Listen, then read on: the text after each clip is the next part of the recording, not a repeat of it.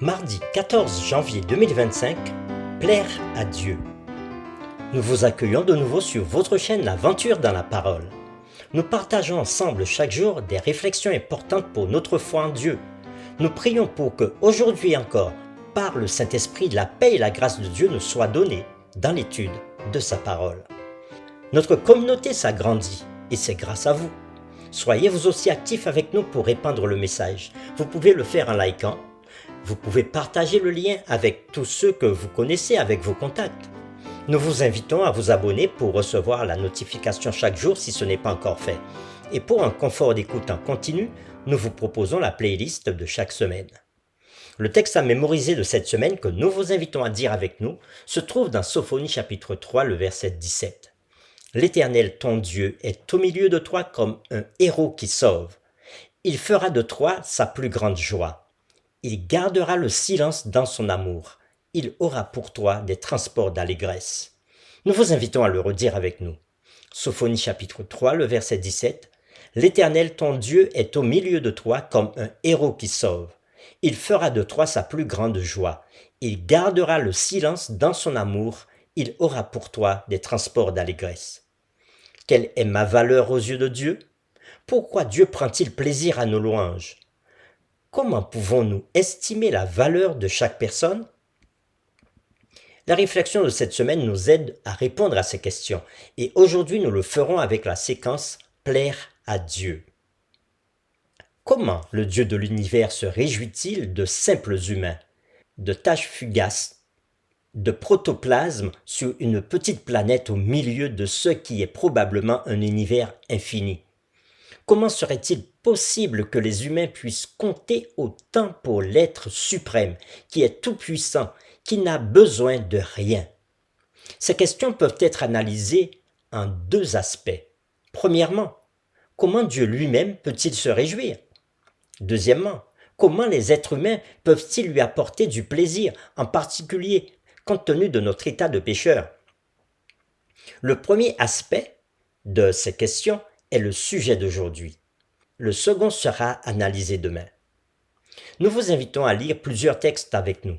Le premier, c'est Ésaïe chapitre 43, le verset 4. Après le psaume 149, le verset 4. Et ensuite Proverbe chapitre 15, les versets 9 et 8. Et nous répondrons à la question suivante.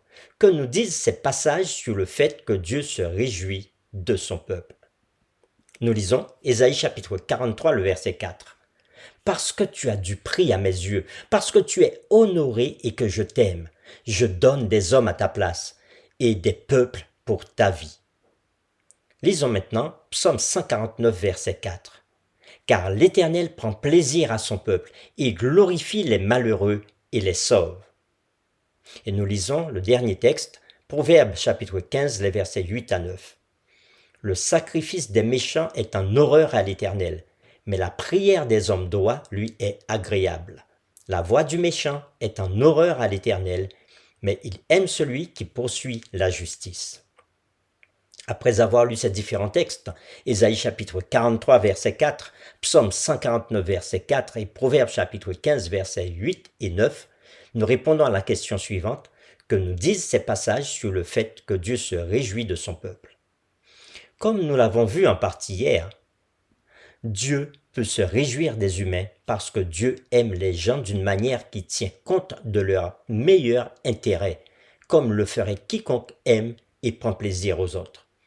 Inversement, Dieu est mécontent de son peuple quand il fait le mal.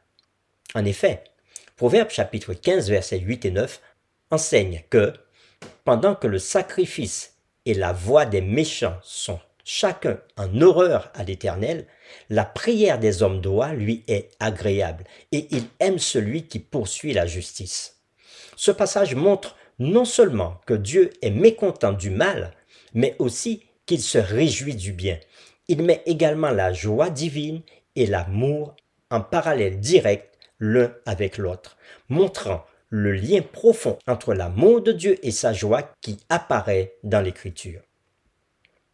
Selon le psaume 148, le verset 8, l'Éternel aime les justes. 2 Corinthiens chapitre 9, verset 17 ajoute « Dieu aime celui qui donne avec joie ».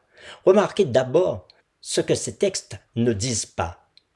Ils ne disent pas que Dieu aime seulement les justes ou que Dieu aime seulement celui qui donne avec joie, mais Dieu aime tout le monde. Pourtant, pour que ces textes aient un sens, ils doivent signifier que Dieu aime le juste et celui qui donne avec joie dans un sens particulier. Ce que nous avons vu dans Proverbes chapitre 15, versets 8 et 9 donne l'indice. Dieu aime ceux-ci et d'autres dans le sens de se réjouir d'eux. Pour terminer, réfléchissons à cette question.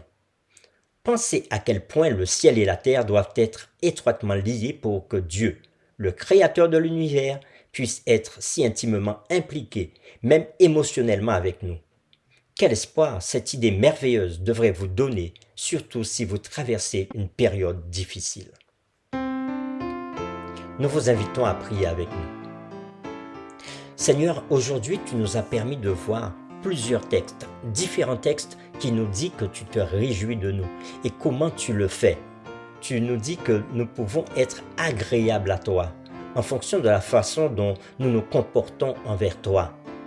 Et nous nous sommes arrêtés plus précisément sur le comment, toi qui es Dieu, qui habites dans le ciel, tu peux t'occuper de pauvres humains comme nous, des pécheurs, et tu te réjouis de nous. Oui, tu te réjouis de nous lorsque nous rentrons dans une relation intime avec toi, une relation d'amour avec toi. Et cela te fait vraiment plaisir. Aide-nous, en tant que pécheurs, à reconnaître notre état de péché et à vouloir rentrer dans cette repentance, de telle sorte que nous puissions être dans cette relation d'amour avec toi et que tu puisses te réjouir de notre personne. Nous t'avons prié au nom de Jésus. Amen.